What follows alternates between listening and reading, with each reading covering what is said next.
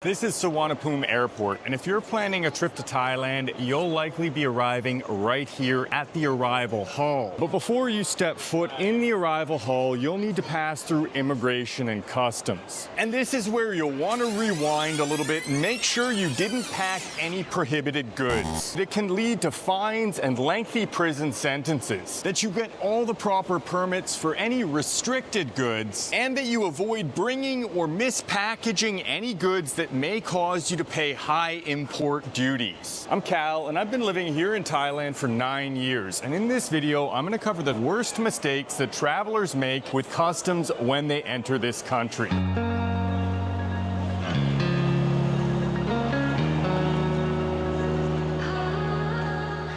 First, we have prohibited goods, and as the name suggests, these items are prohibited in Thailand, and importing them can lead to significant fines and even prison sentences. This includes illegal narcotics, counterfeit money, counterfeit trademarked goods, pornographic materials, and any goods with the improper display of the Thai flag. Bringing prohibited goods into Thailand is a very serious offense. For example, importing illegal narcotics can lead to life sentences and even the death penalty. And although cannabis is technically decriminalized in Thailand, you can't import any cannabis products. It's also important to be cautious with fake or counterfeit goods. You'll find them in plenty of malls and markets here in Bangkok. But keep in mind that customs in your home country likely has strict regulations against importing these products. And you may face legal problems if you try to bring any of them back home from a holiday.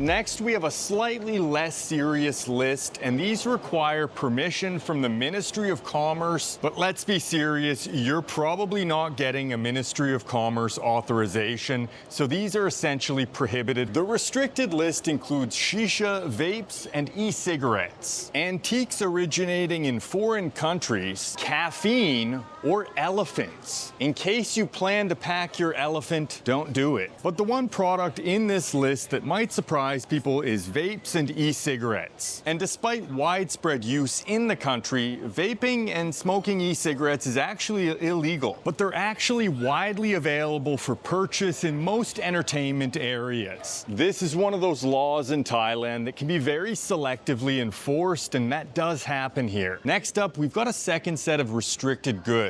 And these products require a permit from relevant authorities that needs to be presented at customs. This includes any fresh fruit, vegetables, or meat products. You want to avoid packing these as they can carry invasive species and are generally restricted. Next, we've got cigarettes, tobacco, and alcohol. And you're permitted up to 200 cigarettes, 200 grams of tobacco, or 250 grams total of tobacco and cigarettes combined, along with up to 1 liter of alcohol, which can be spirits or wine. And you must drop any amounts that exceed these totals in the boxes provided by customs, or you can face prosecution. And finally, we've got medicine, cosmetics, and food supplements. For most medications, you're allowed to bring a 30-day supply into the country. You'll need to bring it in the original packaging alongside your doctor's prescription. And for the majority of prescription medications, you won't require any permits or authorizations. But there are strict regulations against importing any products that contain opioid or opioid derivatives. And these products will require a permit from the Thai FDA. Obtaining the permit is a straightforward process, and I have an entire video on prescription medications. If you take any, I highly recommend you check it out. The link is in the description. For supplements, you shouldn't have any problems. You're allowed to bring a 90-day supply of herbal supplements for personal use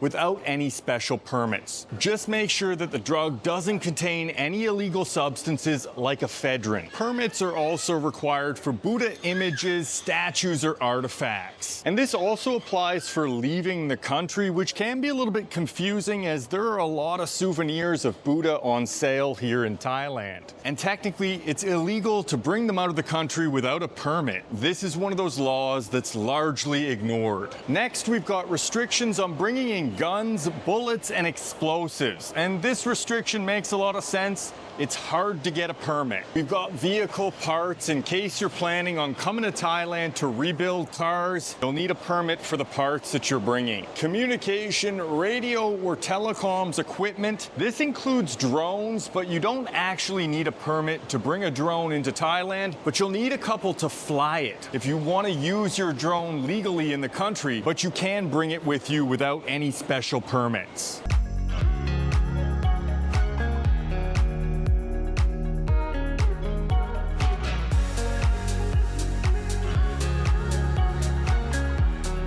When bringing personal items into Thailand, you also risk facing high customs duties, as Thailand places tariffs on many luxury goods and expensive electronics. And legally, travelers are only allowed to bring in 20,000 baht worth of personal goods. That's only $600. And you're technically supposed to declare anything in excess of this value. But in practice, this rule is rarely enforced. After all, most travelers have personal use cell phones that are worth more than $600 alone, let alone laptops, cameras, clothes. The vast majority of travelers enter Thailand with far more than $600 worth of personal goods. But one thing you should avoid is bringing any expensive luxury items or electronics in original packaging, as this may lead customs officers to suspect the items are for resale. And this is the real target of the enforcement system. And customs fees are exorbitant. They can be as much as the value of the items in order to bring them into the country, or they face seizure. And while we're covering customs, be very cautious about ordering high-value items into Thailand, as this is where the customs and duties can really bite, and it's the main target for customs enforcement. But that's for another video. It's just a heads up here as well. When you approach customs, there are two channels, the green channel and the red channel. If you have nothing to declare, that is, you have no prohibited or restricted items or dutiable goods, you'll go through the green channel. But as you pass through the green channel, customs officers may stop you